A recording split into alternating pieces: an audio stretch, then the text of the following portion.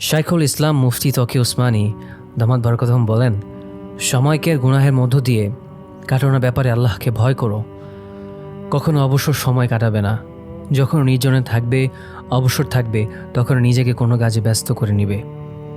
কাজটি দুনিয়ার বৈধ কাজ হলেও অসুবিধা নেই, তবুও আল্লাহ নাফরমানির ভেতর সময় নষ্ট করো না। আর যদি কাজটি হয় ভালো বই পড়া, জিকির মোরাকাবা করা, তেলাওয়াত করা, তাহলে তো সবচেয়ে ভালো। তিনি বলেন, আমাদের শায়েখ ও মুর্শিদ ডক্টর আব্দুল হাই আরেফি রহমতুল্লাহ বলতেন, কাজের ভেতরে কাজ ঢুকিয়ে দাও।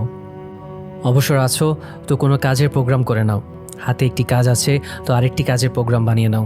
রাসূল সাল্লাল্লাহু আলাইহি সাল্লাম বলেছেন, দুটো নিয়ামত এমন যে দুটোর বিষয়ে বহু লোক ধোঁকায় নিপতিত, স্বাস্থ্য এবং অবসর। অতএব সময় নষ্ট করবেন না। জীবনের খণ্ড খণ্ড অংশগুলো নামিত সময়। হাসান বসরি রহমতুল্লাহ বলেন, তুমি আসলে কতগুলো দিনের সমষ্টি ছাড়া আর কিছুই না। যখন একটি দিন পার হয়ে যায়, তখন তোমার একটি অংশ ক্ষয় হয়ে যায়। সুতরাং সময় নষ্ট করা মানে জীবন নষ্ট করা। আল্লাহ আমাদের আমল করার তৌফিক দিন। আমিন।